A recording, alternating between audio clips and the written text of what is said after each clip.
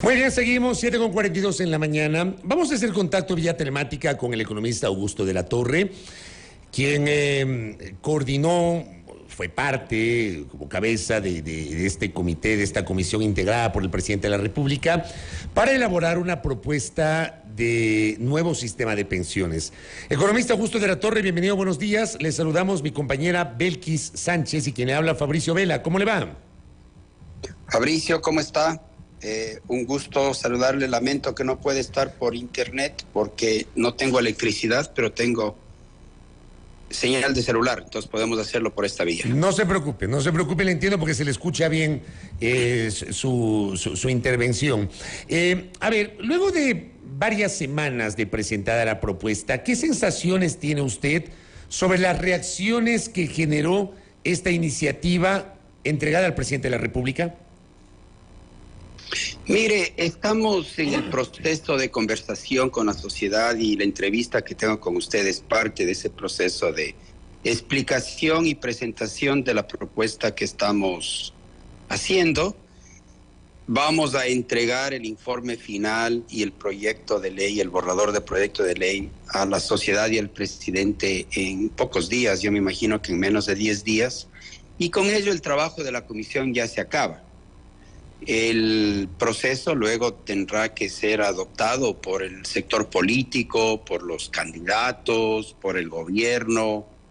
Y sobre esto, la verdad, yo no puedo anticiparle cuál va a ser la vida, ¿no?, de este proyecto. Como cuando los bebés nacen, uno no sabe cómo van a ir cambiando. Pero lo que sí le puedo decir con toda certeza es que el país necesita una reforma al sistema de pensiones pronto.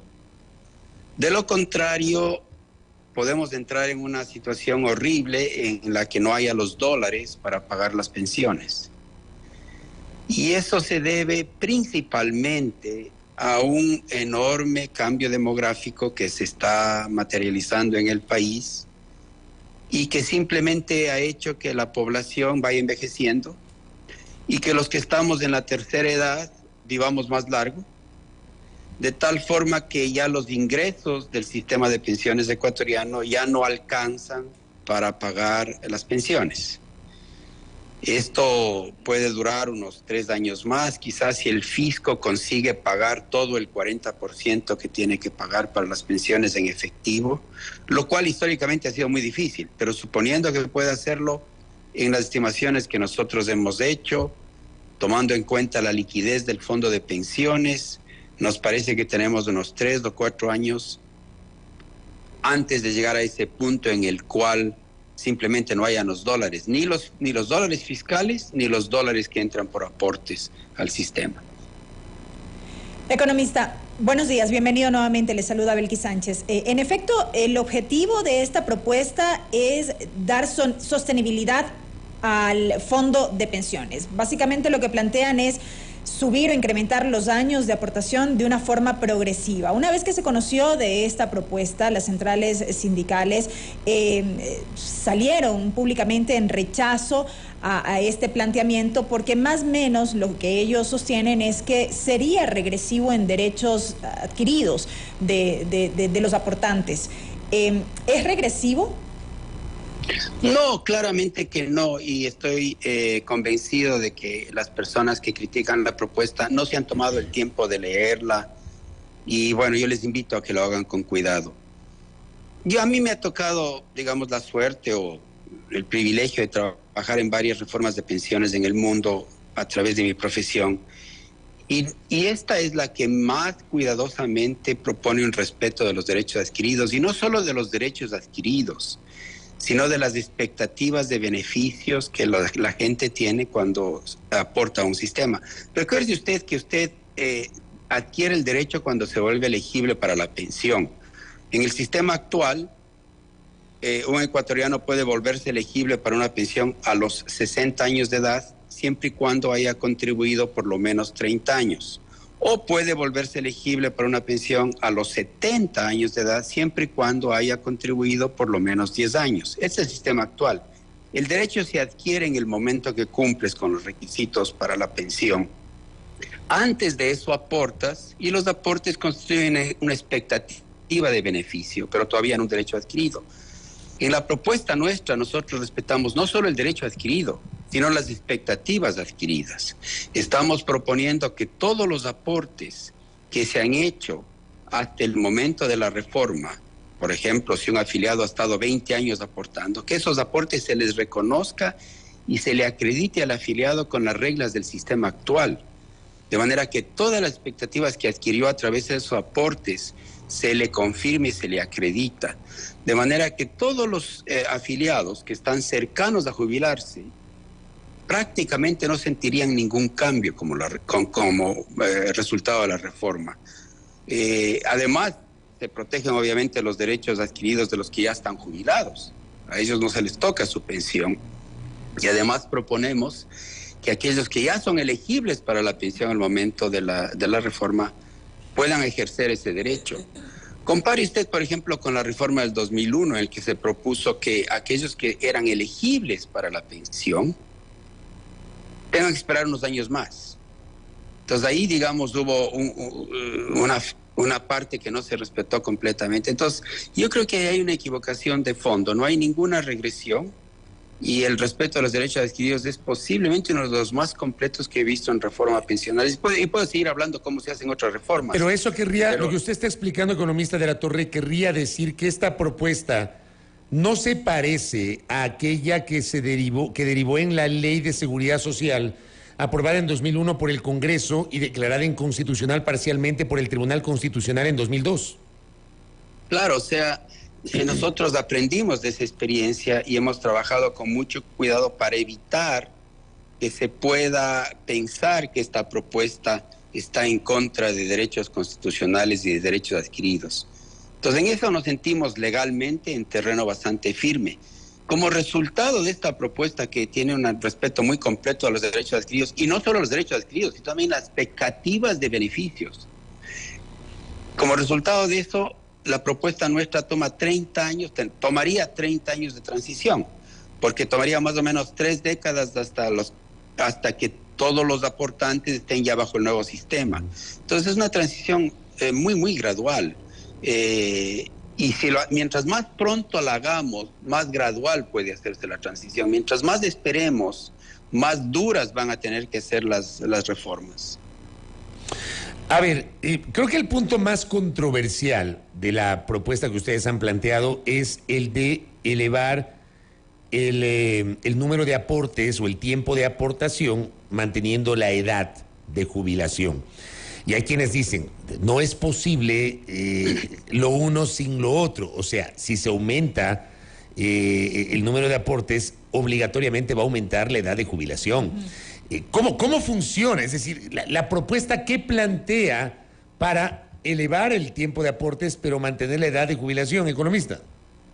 Sí, es muy curioso cómo la psicología popular, que no tiene tiempo para leer una propuesta, se agarra de algún tema, lo malinterpreta y hace un gran caso de estado de saber. Entonces, permítame explicar esto, que esto es muy importante. Primero entendamos qué pasa ahora. Ahora tú tienes una tabla que dice, si tienes 60 años de edad puedes jubilarte siempre y cuando hayas aportado 30. Si tienes 61 años de edad, también necesitas 30. Y hasta los 64 años de edad, si quieres jubilarte hasta los 64 años de edad, puedes hacerlo, pero tienes que haber aportado 30. Luego hay un salto, y nuestro sistema actual dice, pero si llegas a los 65 años de edad, solo tienes que haber aportado 15 y te vuelves elegible. Esto es una tabla discontinua. Nosotros proponemos una cosa mucho más lineal. Pero primero, para proponer lo que estamos proponiendo, vimos qué es lo que los ecuatorianos hacen. Entonces hemos visto las estadísticas y lo que vemos es que la mayoría de los afiliados escogen jubilarse a eso de los 65 años de edad, típicamente con unos 30 años de aporte. O sea que nosotros partimos, observemos qué es lo que ahora están haciendo los afiliados y propongamos algo que sea compatible con lo que los afiliados están haciendo de hecho, no de lo que está en la cabeza de ellos, lo que hacen de hecho al jubilarse. Entonces, vemos que a los 65 años de edad se están jubilando con 30. Entonces, estamos proponiendo una tabla lineal a la cual nos acercamos gradualmente 6 meses por año. Tomaría entonces 10 años llegar a la tabla que proponemos, pero la tabla que proponemos es lineal en el sentido de que si quieres jubilarte con 60 años de edad, vas a tener que hacerlo con 35 de aportes. Pero si quieres jubilarte con 63 años de edad, vas a tener que hacerlo con mucho menos años de aporte, porque nuestra tabla es lineal. Mientras más demoras 1 año en jubilarte, te bajamos 2 años los mínimos requeridos. Entonces, para poner dos extremos de esta tabla, con 70 años de edad, ahora tú puedes jubilarte con 10 años de aporte. Después de 10 años de transición, si quieres jubilarte a los 70 años de edad, tendrás que haber aportado 15. Entonces, hay un aumento en los años de aporte que es muy gradual. Pero ahora, por ejemplo, si tú tienes 64 años de edad, tienes que haber aportado 30. En nuestro sistema, con 64 años de edad, ya tendrás que haber aportado solo 27.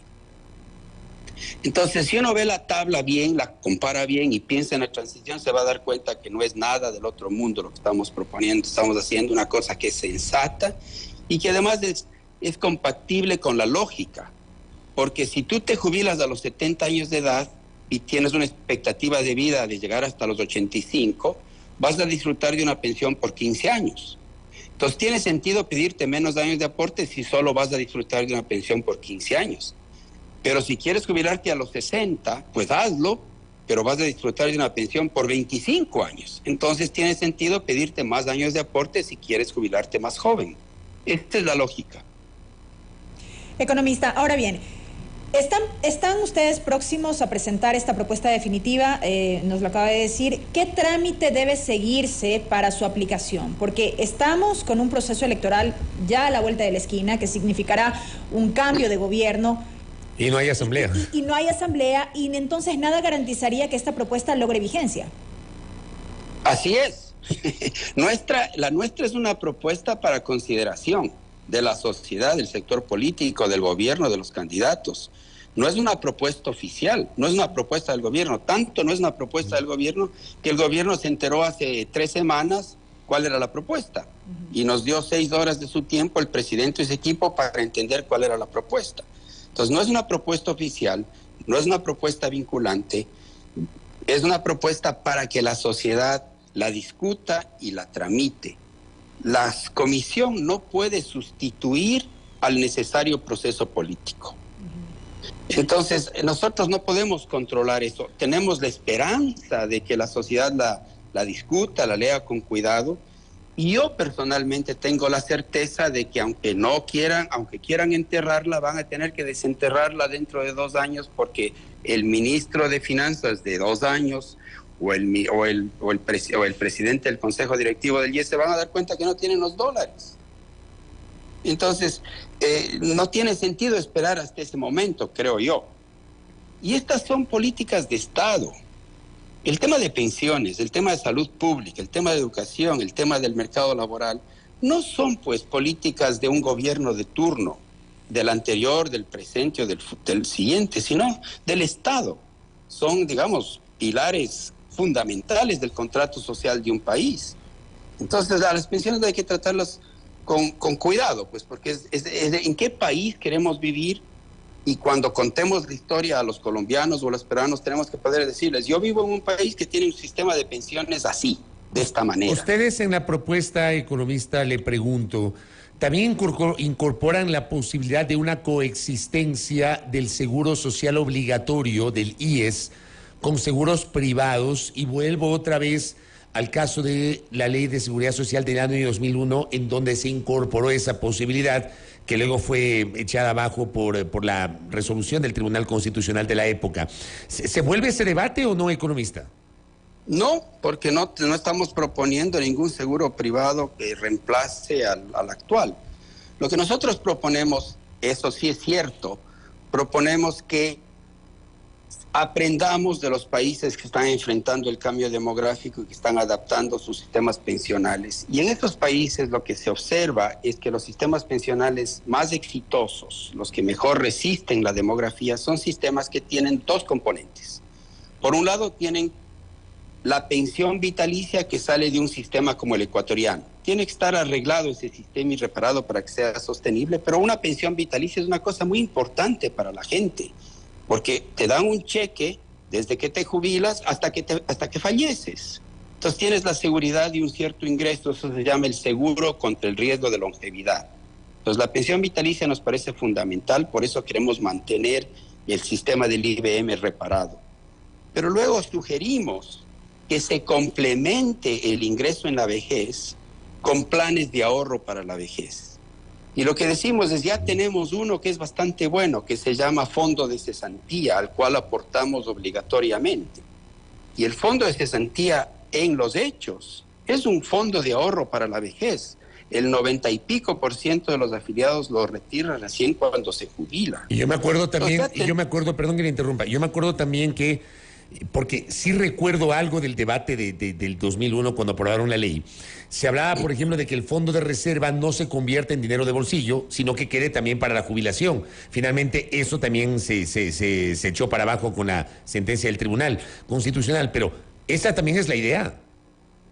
Mire, el fondo de reserva hasta el año 2015 o 16, por ahí, era un fondo de ahorro a mediano plazo. A mí esa filosofía me gusta mucho porque una familia necesita ahorrar para la vejez, pero también necesita ahorrar para eventualidades que ocurren en la vida familiar, que hay que mandarle el hijo a la universidad, que hay que hacer un viaje, etcétera, etcétera. Para eso se necesita ahorros de corto, de mediano plazo. Entonces, el modo como nuestra propuesta funciona es que creemos que deben haber ahorros para la vejez que complementen la pensión vitalicia, organizados en torno al fondo de cesantía, que ya lo tenemos, y ampliando hacia planes de ahorro voluntarios, pero que además exista un ahorro de mediano plazo en el caso del fondo de reserva. Entonces, lo que estamos proponiendo es que para los trabajadores que ganan más del salario mínimo, ellos ahorren la mitad de lo que se aporta al fondo de reserva. En lugar de mensualizar la totalidad, solo mensualicen la mitad. Los trabajadores de bajos ingresos posiblemente no pueden hacer esto porque ya se acostumbraron a mensualizar su fondo de reserva. Y cuentan con esa plata mensualmente, pues. Claro, entonces nosotros decimos, bueno, pero al menos para los trabajadores que ganan por encima del mínimo, sí deberíamos, la política pública debería inducirlos a que parte de eso se ahorre en cuentas, digamos, de un certificado de depósito a 2 años o a 1 año. Porque esa plata ayuda a amortiguar las eventualidades inesperadas en la vida. Y si tienes ahorros a mediano plazo, tienes la ventaja de que la gente entonces cuando está necesitada no consume los ahorros para la vejez, porque el ahorro para la vejez es para la vejez. En cambio, estos ahorros son para cosas de más corto y mediano plazo. Entonces sí, proponemos que la mitad del aporte al fondo de reserva no se mensualice para los trabajadores que ganan por encima del mínimo.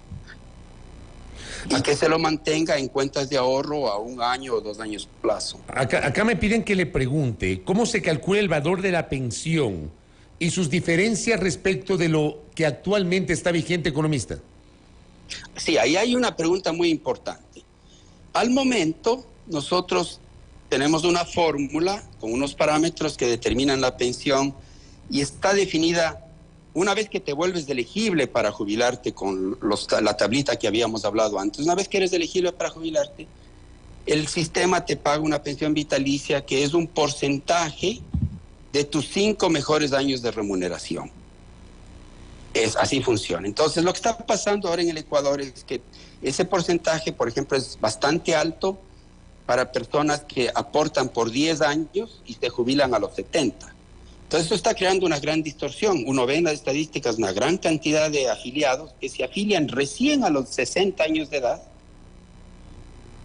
Durante 10 años cotizan, 5 de esos 10 años cotizan sobre sueldos muy altos y a los años, cuando cumplen 70 se jubilan con una pensión que es igual al 50% de sus 5 mejores años de remuneración. Entonces uno ve un salto enorme en las estadísticas de ecuatorianos que ya se dieron cuenta de esto, incluso extranjeros que vienen al Ecuador, incluso norteamericanos que vienen con su cheque de Social Security, vienen y se dan cuenta, mira, aquí en el Ecuador yo puedo afiliarme a los 60, cotizar por 10 años, con buenos sueldos por 5 años y tengo una pensión alta. Entonces, esa manera de calcular la pensión que tenemos ahora tiene que ser reformada. Entonces, nosotros lo que proponemos son dos cosas. Primero, que el número de años de sueldo que se tome en cuenta para computar la pensión se vaya extendiendo gradualmente. Que el siguiente año sean 6 años de mejor remuneración, después 7 años, después 8, hasta llegar a 25 o 30 años de mejor remuneración en una transición de 25 años. Y que luego, cuando calculemos la pensión, tengamos transparencia. Al momento, el cheque de la pensión de cualquier jubilado, el 40% de ese cheque es regalo del Estado. Es esta contribución obligatoria del Estado, este subsidio fiscal que la ley le obliga al fisco a dar. Entonces, ya sea que la pensión sea de una persona de ingresos altos o de una persona de ingresos bajos, una pensión de $2,000, el 40% es regalo del Estado. Una pensión de $600, el 40% es regalo del Estado. Nosotros decimos, eso no nos parece justo. Entonces, creemos una pensión que sea la suma de dos componentes. Un componente, lo que nosotros llamamos pensión básica, que es el regalo del Estado. Y hagamos que esa pensión básica sea igual para todos los jubilados. Y la pensión variable se calcule de acuerdo con los parámetros y las fórmulas del sistema, y la pensión vitalicia sea la suma de los dos. Con lo cual, ¿qué es lo que uno consigue? Queda clarísimo cuál es el regalo del Estado. Y además queda claro que para las personas de ingresos bajos, la pensión básica va a ser un porcentaje alto de su pensión. Mientras que para la persona de ingresos altos, la pensión básica va a ser un porcentaje bajo, pequeño de su pensión. Con lo cual, el subsidio fiscal, si uno quiere llamarlo así, se canaliza de mejor manera en favor de afiliados de ingresos medios y bajos.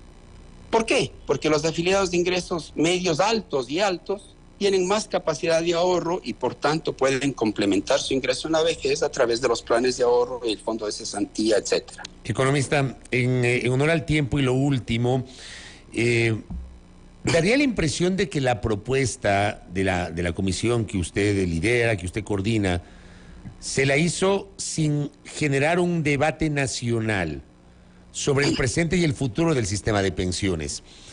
¿Ustedes socializaron esto antes de presentarlo al presidente o es a partir de la presentación del presidente que ustedes consideran que se debe abrir un debate nacional sobre esto? A ver, nosotros hicimos, cuando adquirimos el compromiso con el presidente de trabajar en la propuesta de pensión, dijimos dos cosas. Queremos hacerlo con sustento técnico y con acceso a los datos del IES y asistencia técnica del BID, del Banco Mundial. Y también queremos hacerlo en consulta con sectores de la sociedad civil. Entonces tuvimos muchas reuniones con segmentos de la sociedad civil. Invitamos a mucha gente, muchos no nos aceptaron. Por ejemplo, los líderes sindicales no quisieron reunirse con nosotros, a pesar de que tratamos de hacer contactos para invitarles a que se reúnan.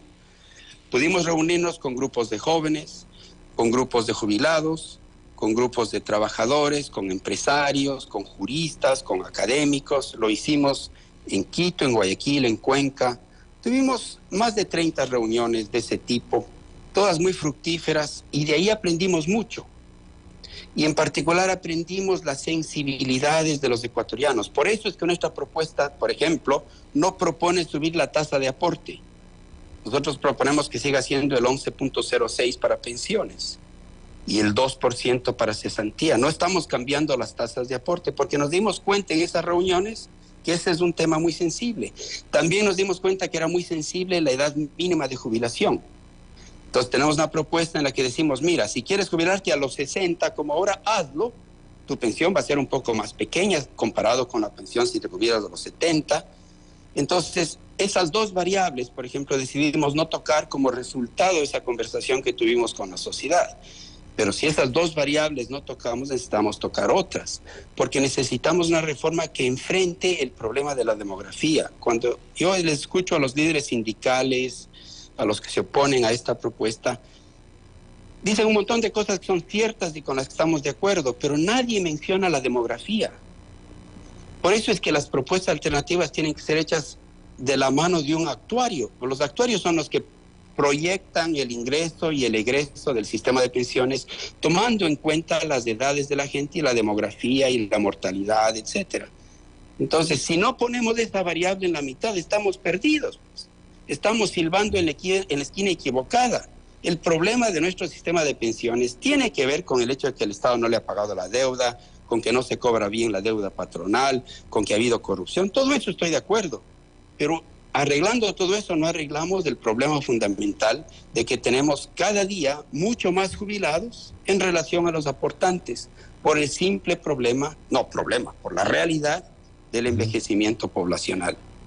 Correcto. Economista Augusto de la Torre, este tema está para el debate, como le he informado yo a la audiencia en las últimas semanas. Es una propuesta que obviamente tiene que ser debatida por el país y obviamente para impulsar esto habría que aprobar una reforma legal o tramitar una reforma legal y eso no será en el corto plazo. Gracias por su tiempo y por su explicación, economista de la Torre. A las órdenes, muchas gracias por la invitación. A usted, muy gentil.